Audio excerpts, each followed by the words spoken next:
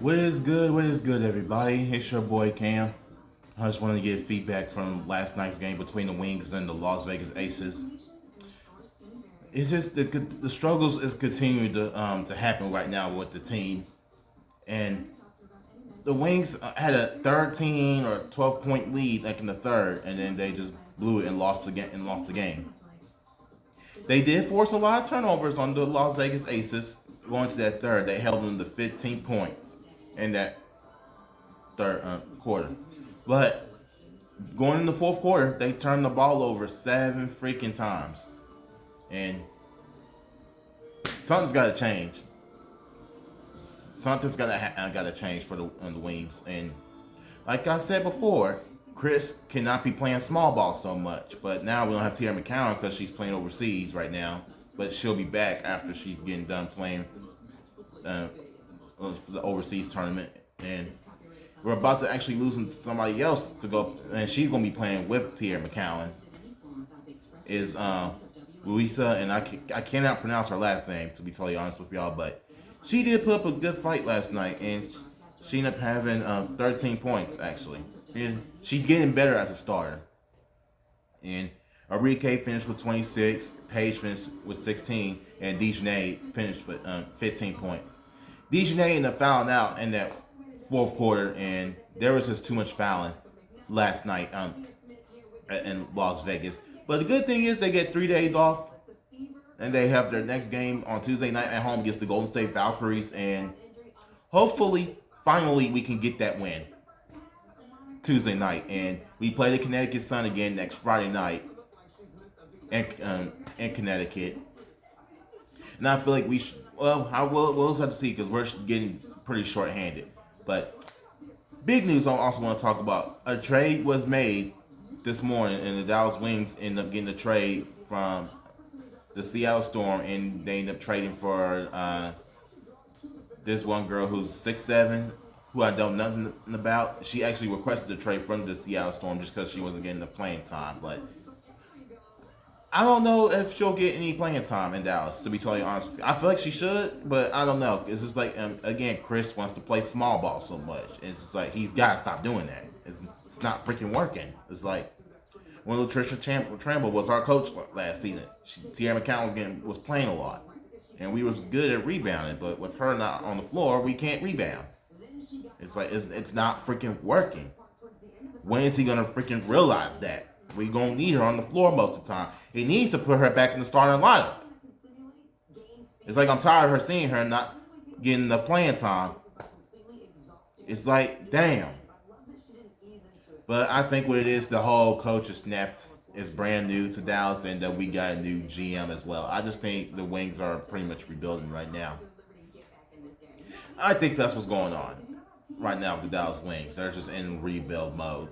I think they might be trying to get another top 5 draft pick to go into next season. What they need to do is bring some key veterans in. That's what we need to do to build around Enrique and Paige if we're going to win a championship in the future. I believe this team can do it in the future. We can win a championship, but right now we're very young. And the chemistry is still not there right now. I don't think it's the players. I just blame it on our head coach. Because he wants to play small ball every freaking game and not play Tierra McCowan some other games. I think that's why we've just been losing so many games. But they've been competing though. The Wings have been competing. They compete. It's just like they just don't take care of the ball so well. That's what they need to work on. You see what I'm saying? They gotta do better taking care of the ball.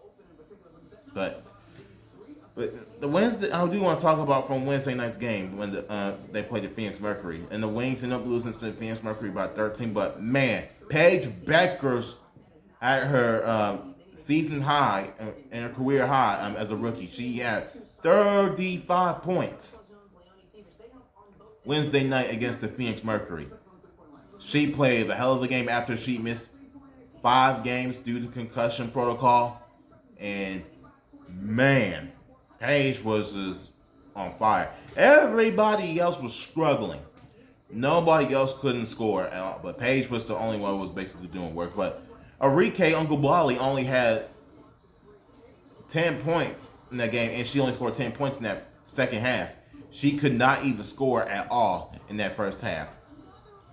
Enrique likes to shoot the ball so much, which she needs to get to the basket a little more. She can do it, but obviously this year she just wants to shoot the three so much. Then she was doing everything last year, but now she just wants to shoot so much. She can get to the basket. I just don't know what's going on with her. It's like she could want out in a couple more years. If things are continuing not to work in the next couple of years, her or Paige might request a trade. I won't be surprised. If we have the same coach for the next few years, it's just hopefully Chris doesn't come back next year. I hope he doesn't come back. If we just don't win a lot of games, we only get at least 10 or more, and he's gonna have to go. It's that simple. Like I said I'm tired of him playing small ball. And another thing what happened on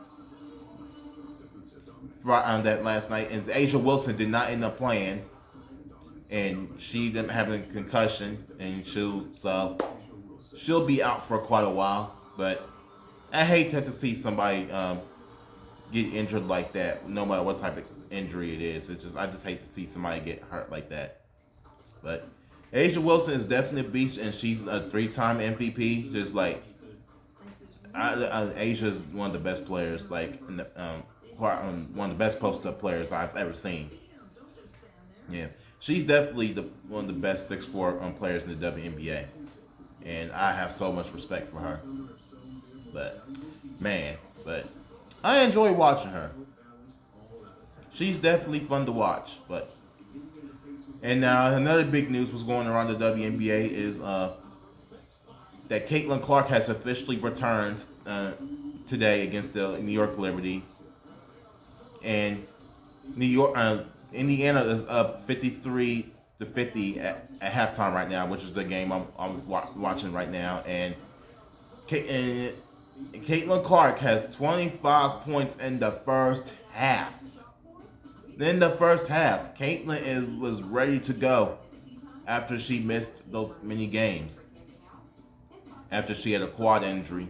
And like I said, it sucks to see anybody get injured like that. And I'm just glad her quad's feeling better and she's just back on the floor.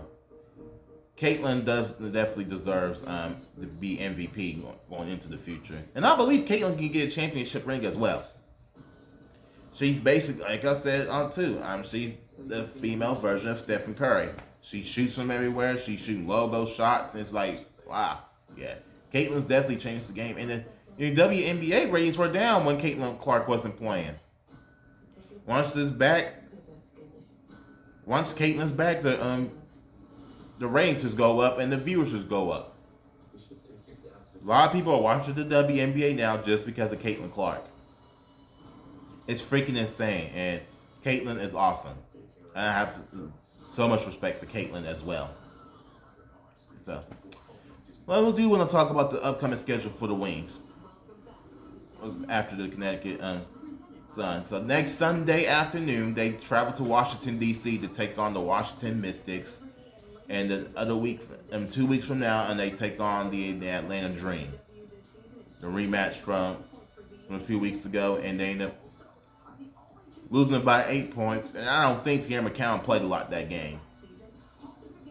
It's just, I don't know, man.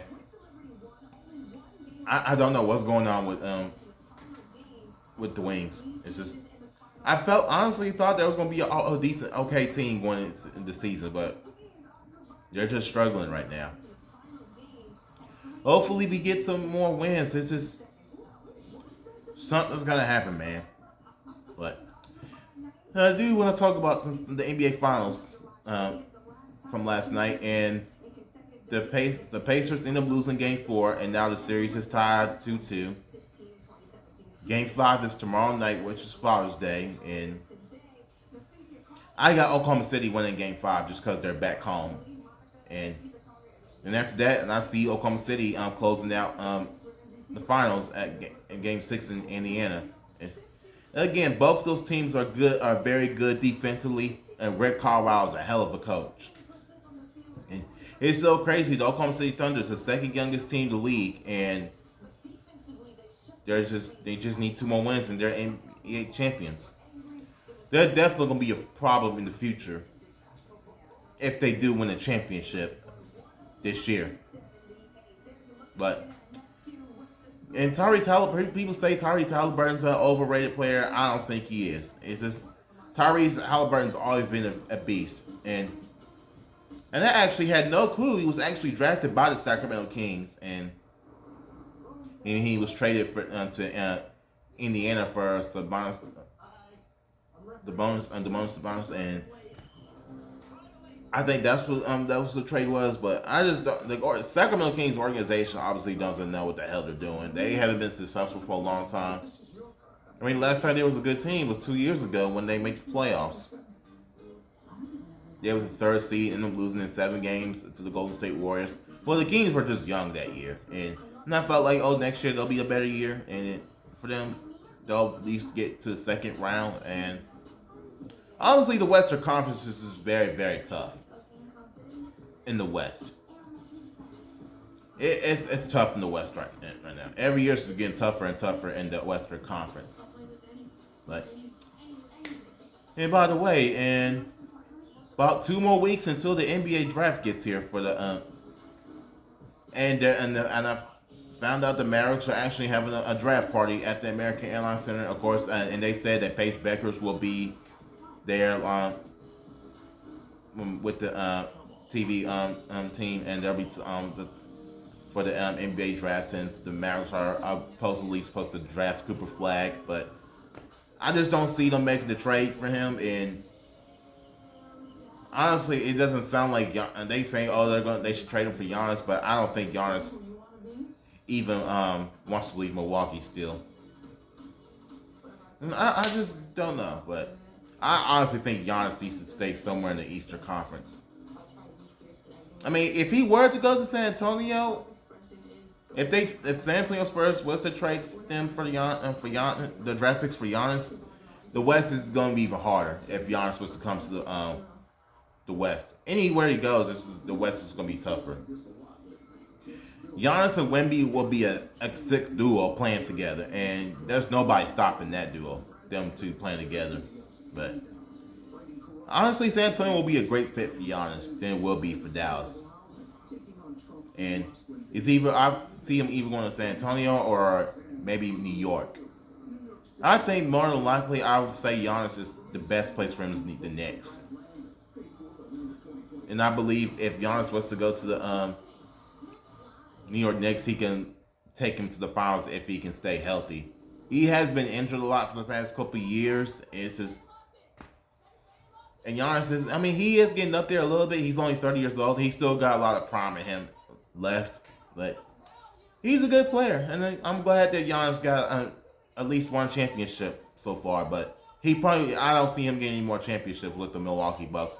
He'll probably win one somewhere else, but we want to see what happens. So that includes my podcast for today. I will see you on the next one, and the Wings got 3 days off. They get some rest and go back to practice, and they just come out, get the win on Tuesday night against the Golden State Valkyries.